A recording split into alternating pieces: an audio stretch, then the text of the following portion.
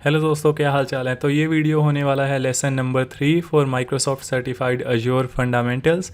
और पहली वीडियो के लगभग 22,000 व्यूज़ हो चुके हैं और कमेंट्स की तो बौछार हो गई है। बहुत सारे एक से बढ़कर एक कमेंट आए हैं और बहुत से लोगों ने बोला है कि जल्दी से जल्दी थोड़ा वीडियो बनाया कीजिए। तो कोशिश करूँगा वीडियो थोड़ा जल्दी बनाऊँ, लेकिन काम में भी बिज़ी रहता हूँ। उसके अलावा जो है टाइम बहुत ही कम मिल पाता है। तो अब आते हैं वीडियो के कंटेंट पे। तो यहाँ पे अगर आप देखो तो तीन जो सेक्शन है, तीन सेक्शन में हमारा जो है पूरे का पूरा सर्टिफिकेशन का जो कंटेंट था वो होने वाला है। तो सबसे पहले आपको एक बार क्विक रिकैप बता देता हूँ अब तक हमने क्या किया है। तो देखोगे तो तीन सेक्शन है आपको अगर माइक्रोसॉफ्ट अज्योर 900 सर्टिफिकेट करना है। सबसे पहला जो पार्ट है डिस्क्राइब क्लाउड कॉन्सेप्ट। तो जो पार्ट 1 एंड सेकंड पार्ट था वो सिर्फ डिस्क्राइब क्लाउड कॉन्सेप्ट कर रहा था, यानी कि हमने जो अराउंड 30% ऑफ द सर्टिफिकेशन का जो पार्ट होता है वो कवर कर लिया है। अब हमारा जो है हम बात करेंगे describe Azure architecture and services की, जो कि जिसका वेटेज अराउंड 35 से 40% होता है, यानी 35 से 40% जो है वेटेज इसका होता है। तो ये सेक्शन जो है बहुत इंपॉर्टेंट है। तो इस सेक्शन में क्या क्या है, सबसे पहले बात करते हैं इस सेक्शन के टॉपिक्स के। तो इस सेक्शन में जो सबसे पहला टॉपिक है वो है कोर आर्किटेक्चरल कंपोनेंट्स। और कोर आर्किटेक्चरल कंपोनेंट्स के अंदर हम क्या क्या सीखने वाले हैं, तो हम लोग बहुत सी चीज़ें सीखने वाले हैं। सबसे पहले हम बात करेंगे फिजिकल इंफ्रास्ट्रक्चर क्लाउड का क्या है, फिर बात करेंगे अज्योर मैनेजमेंट इंफ्रास्ट्रक्चर क्या है, फिर अज्योर के जो रीजन पेयर्स और जो बाकी चीज़ें हैं उसके बारे में बात करेंगे। ठीक है, ये सारे जो हैं कीवर्ड आपने सुने होंगे यहाँ वहाँ, लेकिन थोड़ी बहुत जो है इसको हम कोशिश करेंगे कि बहुत ही इजी लैंग्वेज में समझा पाए और कुछ ऐसी जो है रियल लाइफ एग्जांपल देकर आपको समझा पाऊँ जिससे आपके लिए टॉपिक समझना बहुत इजी हो जाए और आप इसको अच्छे से याद रख पाओ। अगेन कुछ जो टॉपिक्स हैं वो होंगे availability zone, Azure data centre, उसके बाद जो रिसोर्स ग्रुपिंग एंड रिसोर्सेज क्या होते हैं, सब्सक्रिप्शन क्या होते हैं, मैनेजमेंट ग्रुप्स क्या होते हैं, उन सब चीज़ों के रिलेटेड। और उसके बाद हम नेक्स्ट वीडियो में कोशिश करेंगे एक अज्योर का रिसोर्स क्रिएट करें, यानी कि हम एक वर्चुअल मशीन क्रिएट करेंगे अज्योर पे। तो जैसा कि मैंने आपको बताया इसकी वेटेज जो है 35 से 40% है, तो इसलिए ये जो सेक्शन है इसमें 4 टॉपिक्स होने वाले हैं। तो पहला टॉपिक जो है इसमें काफ़ी चीज़ें हैं सीखने को। उसके बाद जो इसके अंदर सेकंड टॉपिक है उसमें हम सीखेंगे Azure compute and network services. तो उसके अंदर जो है हम अज्योर वीएम कंटेनर क्या होते हैं, फंक्शन क्या होते हैं, एप्लीकेशन होस्टिंग कैसे करनी है, वर्चुअल नेटवर्क क्या है, एक्सप्रेस राउट क्या है, अज्योर डीएनएस क्या है, ये सारी चीज़ें जो हैं वो सीखेंगे, जो कि हमारे नेक्स्ट जो है अपकमिंग वीडियोस में आएगा। ये वाली वीडियो में हम सिर्फ और सिर्फ कोर आर्किटेक्चरल कंपोनेंट्स कवर करने वाले हैं। बाय द वे बहुत से लोग जो हैं वो बोल रहे हैं कि पीपीटी दे दीजिए, तो पीपीटी मैं आपको दे दूंगा दोस्तों। मैं एक काम करूंगा, वीडियो के एंड में या कमेंट में या डिस्क्रिप्शन में मैं जो है लिंक डाल दूंगा, आप उस फॉर्म को फिल कर देना और आपको जो है पीपीटी ऑटोमेटिकली मिल जाएगी। उसके बाद दोस्तों जो थर्ड टॉपिक होने वाला है वो है अज्योर स्टोरेज सर्विसेज का, जिसके अंदर हम सीखेंगे स्टोरेज अकाउंट क्या होते हैं, रिडंडेंसी क्या है, डेटा माइग्रेशन क्या है, फाइल रिडंडेंसी क्या है एंड सो ऑन। और जो चौथा और फाइनल टॉपिक होगा इस सेक्शन का, जिसकी की वेटेज जो है 35 to 40% है, उसका जो टॉपिक होगा about Azure identity access and security. तो उसमें हम बात करेंगे कि यार आइडेंटिटीज़ क्या है, सिक्योरिटी क्या है, कितनी इंपॉर्टेंट है, कैसे इसको जो है क्लाउड एनवायरनमेंट में हम इम्प्लीमेंट कर सकते हैं। तो ठीक है, बिना टाइम वेस्ट किए चलते हैं अपने पहले और इम्पॉर्टेंट टॉपिक की ओर, जो कि है कोर आर्किटेक्चरल कंपोनेंट्स, जिसमें हम ये सारी चीज़ें सीखने वाले हैं। तो सबसे पहले अगर अब तक आपने अकाउंट नहीं बनाया है और आप अकाउंट बनाने के लिए आतुर हो रहे तो जाइए सबसे पहले जो है आप अपना अकाउंट बना लीजिए। अगेन जो अकाउंट बनाने के काफ़ी सारे तरीके हैं, मैंने आपको पहले ही बताया था कि portal.azure.com पे जाके आप जो है अपना अकाउंट बना सकते हैं, फ्री साइनअप कर सकते हैं। लेकिन एक जो स्पेशल चीज़ है वो है फ्री स्टूडेंट अकाउंट। अगर आप स्टूडेंट हैं तो आप जो है इस लिंक पर जाके फ्री स्टूडेंट अकाउंट बना सकते हैं, जो कि 1 साल के लिए वैलिड होगा। अराउंड $100 आपको मिलेंगे, जिससे आप जो है क्लाउड कंप्यूटिंग सर्विसेज वगैरह ख़रीद सकते हैं और उसको यूज़ कर सकते हैं। उसके बाद दोस्तों जो अदर अकाउंट बनाना है, जो कि portal.azure.com, वो बाकी सब के लिए, कोई भी जो नॉन स्टूडेंट है वो जो इनिशियली जाके साइनअप वगैरह यहाँ पे कर सकता है, अपना अकाउंट बना सकता है। इनिशियली उनको भी शायद $100 से $200 मिलते हैं। अगेन ये जो चीज़ें हैं वो चेंज होती रहती हैं, तो मैं कुछ क्लेम नहीं कर रहा, हो सकता है जो फ्यूचर में हो वो शायद आपको कम या ज़्यादा कुछ अमाउंट मिले अगर आप फर्स्ट टाइम साइनअप करते हो तो। उसके बाद सैंडबॉक्स क्या होता है, अगर जैसे आपने as a student account signup किया है और जो है आप जो माइक्रोसॉफ्ट अज्योर के कोर्सेज़ वगैरह कर रहे हैं तो वो आपको कुछ देते हैं जिसका नाम है सैंडबॉक्स। सैंडबॉक्स यानी कि आपको काइंड ऑफ प्ले एनवायरनमेंट है जो फ्री ऑफ कॉस्ट है। उस आप सैंडबॉक्स क्रिएट कर सकते हो और उस पे जो है आप प्रैक्टिकल सेशन वगैरह कर सकते हो। सैंडबॉक्स जो है एक चीज़ ध्यान रखना, सैंडबॉक्स जो है सैंडबॉक्स आप अपने कोई प्रोजेक्ट को इम्प्लीमेंट करने के लिए या अपना कोई प्रोडक्शन एप्लीकेशन चलाने के लिए यूज़ नहीं कर सकते हो, ठीक है। तो जो सैंडबॉक्स है वो सिर्फ़ और सिर्फ लर्निंग पर्पज़ के लिए। अगर आप इसको किसी और चीज़ों के लिए यूज़ करते हो तो आपका जो है नॉट ओनली सैंडबॉक्स पूरे का पूरा अकाउंट भी डिलीट किया जा सकता है माइक्रोसॉफ्ट के द्वारा। मूव ऑन करते हैं। सबसे जो पहला टॉपिक है वो है अज्योर फिज़िकल इंफ्रास्ट्रक्चर। तो अब यार अभी तक तो हम सारी बातें कर रहे थे, ये क्लाउड है, सब कुछ क्लाउड में हो रहा है, तो अब अचानक से ये फ़िज़िकल इंफ्रास्ट्रक्चर की बात कहाँ से आ गई? हम अचानक से फ़िज़िकल की तरफ कैसे हमने रुख कर लिया? ठीक है, तो फिज़िकल इंफ्रास्ट्रक्चर जो है दोस्तों क्लाउड में कुछ नहीं है, जैसा कि मैंने आपको शुरू में भी बताया था, जो भी है वो ज़मीन पे ही है। तो जो फिज़िकल इंफ्रास्ट्रक्चर है, यहाँ पे एक बार डेफिनेशन देख लेते हैं। Physical infrastructure for Azure starts with data centres. ठीक है, तो बेसिकली क्या है, जो भी आप बोलते हो कि जो है क्लाउड पे आप अपना अकाउंट बना रहे हो, बेसिकली वो कहीं ना कहीं बहुत बड़ी जगह पे डेटा सेंटर बने हुए हैं और आप जब कोई सर्वर बनाते हो तो वो जो सर्वर है उसी डेटा सेंटर में जाके बनता है। अगर आपको देखना हो कितने डेटा सेंटर हैं अब तक और उनको कैसे एक्सेस कर सकते हैं, कहाँ है, कितने लोकेशंस में हैं, ग्लोब पे वो कैसा दिखता है, तो उसके लिए आप जो है infrastructuremap.microsoft.com एक्सप्लोर पे जाकर देख सकते हो। एक बार इसको देखते हैं दोस्तों, बहुत ये इंटरेस्टिंग है। यहाँ पे लेट्स से इसको ओपन करते हैं और यहाँ पे आपको काइंड ऑफ एक विजिबिलिटी मिल जाती है, आपको पता चल जाता है दुनिया के कौन कौन से कोने में जो डेटा सेंटर हैं। उसके बाद जैसे कि आप ये देख सकते हो, ये है पूरा पृथ्वी, इसमें हम जाते हैं। जैसे कोई नॉर्वे में चलते हैं, यहाँ पे क्लिक करते हैं, तो जैसे ही आपने इसमें क्लिक किया, यहाँ पे इसने बताया कि नॉर्वे ईस्ट। यहाँ पे आप देख सकते हो जो डेटा सेंटर है उसकी फ़ोटो है, उसके बाद जो है रीजन विद अवेलेबिलिटी जोन्स, उसमें सारी डिटेल है कि ये कौन से लोकेशन में है एंड सो ऑन। उसके बाद जो है ये कौन से ये साल में ओपन हुआ था, वो सारी डिटेल यहाँ पे अवेलेबल है। यानी कि किसी भी जो है किसी भी डेटा सेंटर की आपको डिटेल चाहिए, वो सारी डिटेल आपको यहाँ पे आप पूरे वर्ल्ड मैप पे देख सकते हो। फॉर एग्जांपल अगर हमें सर्च करना है कोई और कंट्री का, तो हम बड़े ही आराम से यहाँ पे सर्च कर सकते हैं। Again this is one of the fun way, आपको ये जो है लिस्ट आराम से आप गूगल करेंगे तो आपको मिल जाएगी। ठीक है, ये भी एक तरीका है देखने का। उसके बाद आप यहाँ देख सकते हैं कुछ सैटेलाइट चल रहे हैं। अगेन ये सैटेलाइट है, इनकी भी अपनी इंपॉर्टेंस है। आप जो है इसको थोड़ा एक्सप्लोर कीजिएगा। ठीक है, आप इसको एक्सप्लोर करेंगे तो आपको बहुत सारी डिटेल मिलेगी, आपको पता चलेंगे जो सैटेलाइट से कैसे जो डिफरेंट डेटा सेंटर या उनकी अवेलेबिलिटी वगैरह को भी एक कॉन्स्टेंटली मॉनिटर किया जाता है। चलते हैं वापस से अपने टॉपिक पे और अब बात करते हैं हम लोग कि जो है फिज़िकल इंफ्रास्ट्रक्चर क्या है और वो कैसे डिवाइड होता है। ठीक है, तो जैसा मैंने आपको बताया, हवा में कुछ नहीं है, सब कुछ जो है वो ज़मीन पर ही है।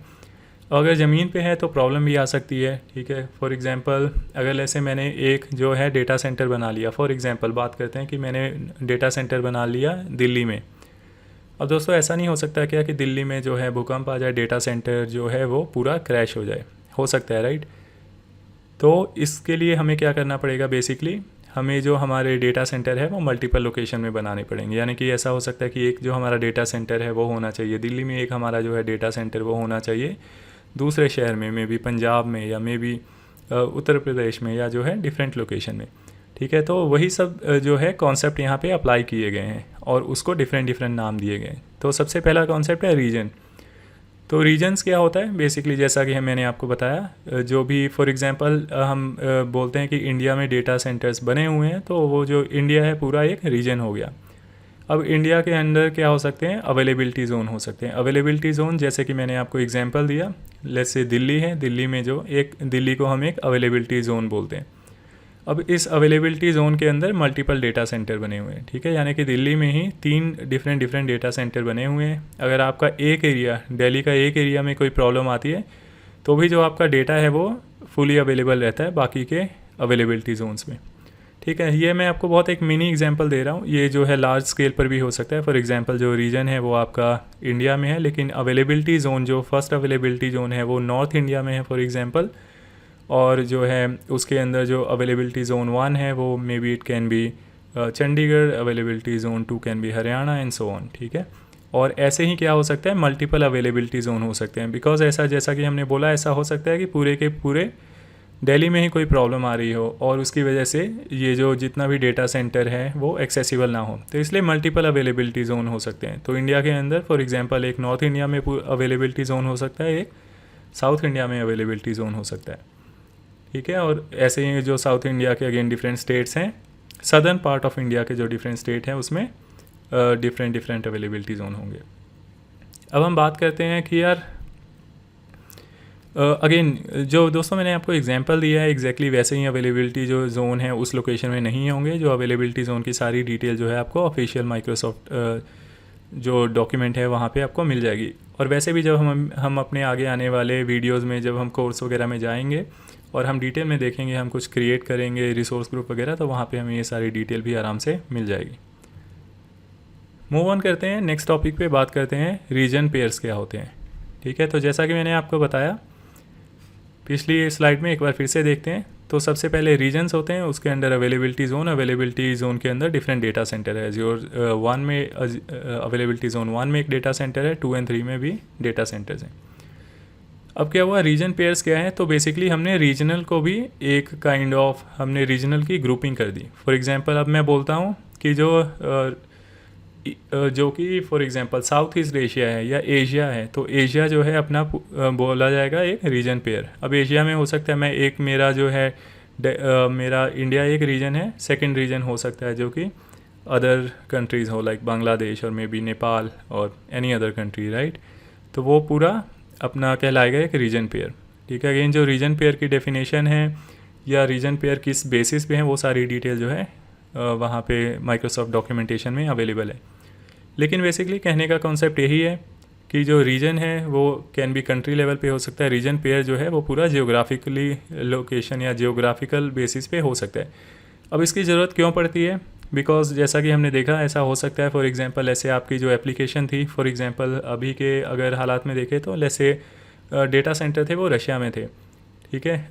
और जैसे कि आप देख सकते हैं अभी रशिया में जो है अनरेस्ट का माहौल चल रहा है, तो आपकी यानी जो एप्लीकेशन या जो भी चीज़ें हैं वहाँ पे चल रही होंगी वो बिकॉज डेटा सेंटर सारे बंद हो गए हैं, तो आपके वो सारा बिजनेस ठप हो जाएगा।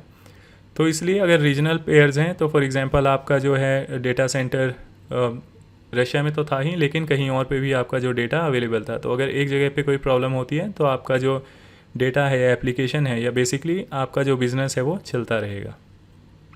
तो इसलिए ज़रूरत पड़ती है रीजन पेयर्स की। अब बात करते हैं मैनेजमेंट इंफ्रास्ट्रक्चर। तो अभी तक जो हमने बात किया वो बोला फिजिकल इंफ्रास्ट्रक्चर, यानी कि फिजिकली कैसे जो है डिफरेंट तरीक़ों से जो है हाई अवेलेबिलिटी क्रिएट की गई है, ताकि अगर एक एरिया में या एक रीजन में या रीजनल ग्रुप्स में कोई प्रॉब्लम है तो भी आपकी जो एप्लीकेशन या आपका जो बिज़नेस है वो चलता रहे। अब बात करते हैं मैनेजमेंट इंफ्रास्ट्रक्चर की। तो जो पहले हमने बात की थी वो फिज़िकली हम मैनेज कर रहे थे, अब हम मैनेज करेंगे लॉजिकली, ठीक है। तो फॉर एग्जांपल ऐसा हो सकता है कि यार आपको जो क्लाउड बनाना है वो सिर्फ आप जो अपने लर्निंग पर्पस के लिए लैब वगैरह बना रहे हो, आपको कुछ थोड़ी बहुत प्रैक्टिस करनी है, ठीक है। उसके बाद जो ऐसा हो सकता है कि फिर आपको कुछ और आपको जो है वर्चुअल मशीन बनाने हैं, कोई डिफरेंट टाइप की एप्लीकेशन बनानी है, लेकिन आप चाहते हो कि यार जो मेरा एक एनवायरनमेंट है वो दूसरे एनवायरनमेंट से में प्रॉब्लम क्रिएट ना करे। तो फॉर एग्जांपल आपका लैब एनवायरनमेंट हो गया, फिर आपका डेवलपमेंट एनवायरनमेंट हो गया और आपका हो गया testing environment and production environment, ठीक है। तो ये अगर मैं ऐसे डिफरेंट लॉजिकली सेपरेट करना चाहूँ एक एनवायरनमेंट को दूसरे एनवायरनमेंट से, तो वो मैं कैसे कर सकता हूँ, उसके लिए हम यूज़ करते हैं रिसोर्स ग्रुप, ठीक है। तो मैंने बेसिकली एक रिसोर्स ग्रुप बनाया और उस रिसोर्स ग्रुप को मैंने बोला इसका नाम जो है वो है लैब एनवायरनमेंट, ठीक है। अब इस रिसोर्स ग्रुप यानी कि लैब रिसोर्स ग्रुप के अंदर मैं जो है मल्टीपल वर्चुअल मशीन बना सकता हूँ, मैं डेटाबेसेस रख सकता हूँ, एप्लीकेशंस बना सकता हूँ डिफरेंट तरह की, और जो है ऐसे ही जो डेवलपमेंट है इसके अंडर मैं जो है अगेन डिफरेंट टाइप के एप्लीकेशन, डिफरेंट टाइप के वर्चुअल मशीन, डिफरेंट साइज़ के वर्चुअल मशीन वगैरह बना सकता हूँ। और इसका यानी मेन बेनिफिट ये है कि एक एनवायरनमेंट जो है बेसिकली एक रिसोर्स ग्रुप है वो दूसरे रिसोर्स ग्रुप से सेपरेट है, ठीक है। ये सिर्फ लॉजिकली सेपरेट है, ये हो सकता है सेम ही डेटा सेंटर में हो। फॉर एग्जांपल अगर जैसे हमने बात की दिल्ली के अंदर एक सिटी के अंदर ही सेम डेटा सेंटर हो, उसी के अंदर आप जो है लॉजिकल सेपरेट कर रहे हैं इसको, सेपरेट रिसोर्स ग्रुप बना के। अब इसका बेनिफिट क्या है, तो दोस्तों मैनेजमेंट काफ़ी इजी हो जाता है। अगर आप, जैसा हम बात कर रहे हैं, ये पूरे का पूरा जो हम बात कर रहे हैं, हम अपने रिसोर्सेज़ को, क्लाउड रिसोर्सेज़ को मैनेज करने के लिए कर रहे हैं। तो अब फॉर एग्जांपल आप बोलते हो कि यार मेरे को ये लैब एनवायरनमेंट में तो मैंने बहुत कचरा मचा दिया है, मैं इसको चाहता हूँ कि जितने भी मेरे लैब एनवायरनमेंट में सारे रिसोर्सेज थे सबको मैं डिलीट करना चाहता हूँ। तो उस केस में आप सीधे का सीधा ये जो रिसोर्स ग्रुप आपने बनाया है, लैब रिसोर्स ग्रुप, इसको डिलीट कर सकते हैं। तो इसके अंदर जितने भी रिसोर्सेज आपने बनाए हैं, फॉर एग्जांपल आपने 50 वर्चुअल मशीन क्रिएट किए होंगे, उसके अंडर में भी हंड्रेड्स ऑफ एप्लीकेशन रन कर रही होंगी, मे बी आपने कुछ DBs यूज़ किया होगा। तो वो सारे जैसे ही आप जो लैब रिसोर्स ग्रुप डिलीट करोगे, वो सारा का सारा एक साथ में डिलीट हो जाएगा, यानी कि मैनेजमेंट जो है बहुत ईजी हो गया। ये हो गया स्टूडेंट्स के लिए। अब अगर बात करें तो जो ऑलरेडी कॉर्पोरेट एनवायरनमेंट में काम करते हैं, उन्हें पता है कि उनका डेवलपमेंट एनवायरनमेंट अलग होता है, टेस्टिंग एनवायरनमेंट अलग होता है, प्रोडक्शन एनवायरनमेंट अलग होता है। डेवलपमेंट एनवायरनमेंट में कुछ वो लो कैपेसिटी के वर्चुअल मशीन यूज़ करना चाहते हैं, लो कैपेसिटी के रिसोर्सेज यूज़ करना चाहते हैं, ठीक है। टेस्टिंग में भी वो बहुत हाई या प्रोडक्शन लाइक रिसोर्सेज यूज़ करना चाहते हो। प्रोडक्शन में तो obviously production environment completely separate होता है, ठीक है। तो इस टाइप का जो है रिसोर्स ग्रुप बना के आप जो है अपने रिसोर्सेज को सेपरेट रख सकते हो। तो ये हो गया आपका लॉजिकल सेपरेशन, यानी कि आप लॉजिकली मैनेज कर रहे हो। नेक्स्ट टॉपिक पे आते हैं। नेक्स्ट टॉपिक है अज्योर मैनेजमेंट इंफ्रास्ट्रक्चर, ठीक है। यानी कि अब अज्योर मैनेजमेंट इंफ्रास्ट्रक्चर अपना सेम कंटिन्यू हो रहा है। अब हम बात करें अज्योर सब्सक्रिप्शन की। अज्योर सब्सक्रिप्शंस क्या है अब, ठीक है। तो अब तक हमने जो बात की थी, हमने ये 2 टॉपिक की बात की थी, रिसोर्स ग्रुप, और इससे पहले जो हमने बात किया था वो था कंप्लीट फिजिकल इंफ्रास्ट्रक्चर, ठीक है। तो रिसोर्स ग्रुप के बाद अब हम मूव ऑन कर रहे हैं अज्योर सब्सक्रिप्शंस पे। अज्योर सब्सक्रिप्शंस क्या है, तो दोस्तों ऐसा हो सकता है कि फॉर एग्जांपल मैंने एक अकाउंट बनाया है, यानी कि मैंने एक सब्सक्रिप्शन ख़रीदा है जो कि मेरे पर्सनल अकाउंट के लिए, ठीक है, मेरे पर्सनल चीज़ों के लिए, जिसके अंदर जो है मैं मल्टीपल रिसोर्स ग्रुप्स बनाऊंगा, या एक रिसोर्स बनाऊंगा, या 1000 रिसोर्स ग्रुप्स बनाऊंगा। उसके अंदर जो है मैं जितनी मर्जी चाहे सर्विसेज चलाऊंगा, ठीक है। लेकिन उसका जो है वो सब्सक्रिप्शन हो सकता है स्टूडेंट सब्सक्रिप्शन हो या फ्री सब्सक्रिप्शन हो। उसके बाद जो है मैंने एक जो है एडिशनल सब्सक्रिप्शन मैं ख़रीद सकता हूँ, जिसको मैं यूज़ करूँगा अपने बिज़नेस के लिए। और फॉर एग्जांपल मैं एक तीसरा सब्सक्रिप्शन ख़रीद सकता हूँ जो कि मैं किसी को गिफ्ट कर सकता हूँ, उसके अंदर जो भी रिसोर्स वगैरह बनाने हैं वो बना सकते हैं, एंड सो ऑन, ठीक है। तो बेसिकली जो है रिसोर्स ग्रुप के ऊपर जो आएगा वो आएगा अज्योर सब्सक्रिप्शंस, ठीक है। और अज्योर सब्सक्रिप्शन के भी ऊपर जो आप बना सकते हो वो है अज्योर मैनेजमेंट ग्रुप्स। अब बात करते हैं कि ये पूरा दिखेगा कैसे। तो ये आप देख रहे हो, ये जो है डिफरेंट अज्योर मैनेजमेंट ग्रुप्स हैं। अज्योर मैनेजमेंट ग्रुप का बेनिफिट ये है, इसका मेनली जो बेनिफिट है आप बेसिकली सेपरेशन के लिए यूज़ करते हो। जैसे कि अगर और भी बहुत ही इसको इजी टर्म में समझना है तो बेसिकली आप जैसे आप क्या करते हो, चीज़ों को ऑर्गेनाइज़ करने के लिए आप टिपिकली एक फ़ोल्डर बनाते हो। फोल्डर के अंदर डिफरेंट पर्पस के लिए जो कंटेंट होते हैं उसके लिए डिफरेंट फोल्डर्स बनाते हो, ठीक है। तो बेसिकली ये एक मैनेजमेंट ग्रुप है जिसको हम बोल रहे हैं रूट मैनेजमेंट ग्रुप। अब इसके अंदर जो है हमने एक ह्यूमन रिसोर्स मैनेजमेंट ग्रुप बनाया, उसके अंदर हमने बनाया एक सब्सक्रिप्शन। इस सब्सक्रिप्शन के अंदर जो है क्या हो सकते हैं, डिफरेंट रिसोर्स ग्रुप्स हो सकते हैं, ठीक है। और डिफरेंट रिसोर्स ग्रुप्स के अंदर क्या हो सकते हैं, डिफरेंट जो है रिसोर्सेज हो सकते हैं, जैसे कि आपका virtual machine and so on. तो ऐसे जो है आप लॉजिकली चीज़ों को सेपरेट कर सकते हैं। तो दोस्तों वीडियो बहुत शॉर्ट थी, इस वीडियो में इतना ही था। हमने ऑलमोस्ट जो फर्स्ट सेक्शन है पूरी तरह कवर कर लिया है। अगेन ये जो टॉपिक्स हैं, एक बार मैं आपको रेकमेंड करूँगा कि ये वीडियो दोबारा देखना। हो सकता है एक बार में जो टॉपिक समझ में ना आए, थोड़े से जो टर्मिनोलॉजी है वो न्यू हो सकती है आपके लिए, स्पेशली अगर आप फर्स्ट टाइम आपने ये सारे कॉन्सेप्ट सुने हैं तो, ठीक है। वीडियो पसंद आई है तो लाइक कीजिए, और कुछ रिकमेंडेशन है तो कमेंट में लिखिए। कोशिश करूँगा कि हर कमेंट को रिप्लाई करूँ, हर कमेंट को हार्ट दूँ, ठीक है। मिलते हैं अगली वीडियो में।